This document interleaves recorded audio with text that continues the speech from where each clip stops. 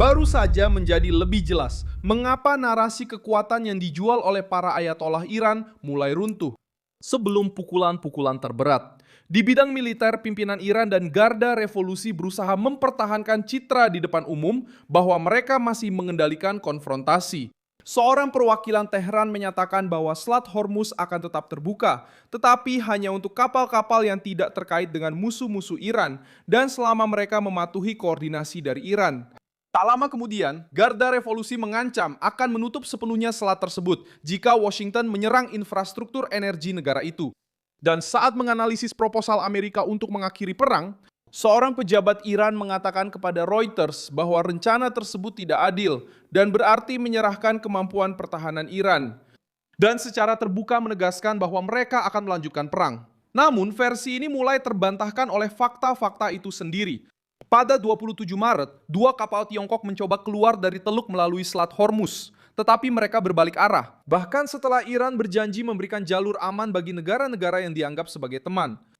Detail ini sangat penting karena menunjukkan bahwa pada kenyataannya, bahkan janji dari Teheran pun tidak cukup untuk mengembalikan kepercayaan pada jalur yang sangat vital bagi perdagangan global.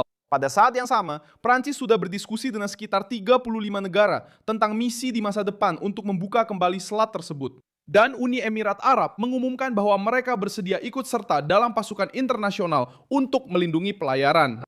Artinya, Iran berusaha terlihat menguasai situasi, tetapi seluruh dunia sudah bergerak seolah-olah perlu membatasi kerusakan yang ditimbulkan Teheran. Pada titik inilah pukulan paling simbolis terjadi. Pada 26 Maret, Amerika Serikat mengonfirmasi kematian Ali Reza Tangsiri, Komandan Angkatan Laut Garda Revolusi, yang tewas dalam serangan Israel. Dan dia bukan orang sembarangan. Menurut Reuters sendiri, Tangsiri memiliki peran penting dalam penutupan Selat Hormuz dan merupakan tokoh sentral dalam tekanan Iran di laut. Jantung strategi Angkatan Laut Iran mengalami pukulan langsung tepat di area paling sensitif dari perang ini. Ketika seorang komandan yang terkait dengan alat utama pemerasan rezim itu tewas, narasi kekuatan mulai kehilangan pijakan.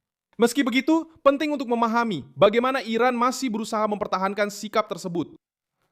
Meski begitu, ini tetap penting. Pada bulan Februari, Teheran terus melancarkan serangan, memblokir selat dan menampilkan citra bahwa mereka mampu bertahan dalam kampanye yang panjang. Namun sisi lain dari cerita ini berat bagi para ayatollah. Pentagon mengatakan bahwa serangan rudal dan drone Iran telah menurun sekitar 90% sejak awal perang. Dan lebih dari 66% fasilitas produksi rudal drone dan peralatan angkatan laut telah rusak atau hancur. Dengan kata lain, Iran masih menjadi ancaman, tetapi ancaman itu sekarang jauh lebih lemah daripada yang mereka coba tunjukkan. Kontradiksi itu menjadi semakin jelas di bidang diplomatik. Secara terbuka, Teheran mengatakan bahwa mereka tidak akan menerima pemaksaan dan bahwa proposal Amerika hanya menguntungkan kepentingan Amerika Serikat dan Israel. Namun pada saat yang sama, rencana tersebut ditinjau ulang oleh otoritas utama Iran dengan mediasi dari Pakistan dan pintu untuk jawaban resmi tetap terbuka, menunjukkan bagaimana perang mulai dijalankan di dua lapisan. Dalam pidatonya, rezim berusaha tampak tak tergoyahkan, namun di balik layar mereka terpaksa mencari jalan keluar untuk mengurangi tekanan. Alasannya sederhana. Hormuz telah menjadi kartu tawar utama Teheran dan kehilangan kartu ini berarti kehilangan kekuatan militer, ekonomi, dan politik.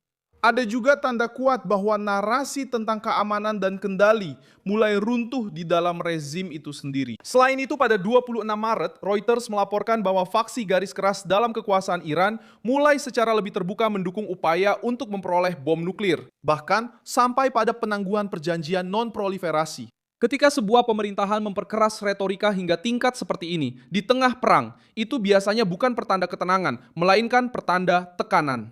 Pesannya bukan lagi kami merasa nyaman, melainkan kami perlu memperkeras retorika karena tekanannya sudah meningkat dan inti permasalahannya ada di sini. Mereka mencoba menjual citra kekuatan melalui ancaman, penolakan di depan umum, pengendalian selektif Selat Hormuz, dan retorika perlawanan. Tapi kemudian hal ini terjadi. Kapal-kapal mundur. Bahkan setelah jaminan dari Iran, negara-negara mulai membahas pembentukan pasukan untuk membuka kembali jalur tersebut. Salah satu komandan utama rezim dieliminasi. Struktur militer mengalami kerugian besar dan jumlah korban dan kerugian ekonomi melonjak drastis. Iran tetap berbahaya, masih mampu menyerang dan masih berusaha menebar ketakutan. Namun, citra kendali mutlak yang ingin dipertahankan para ayatollah mulai runtuh di hadapan fakta-fakta nyata, keras, dan semakin sulit untuk disembunyikan.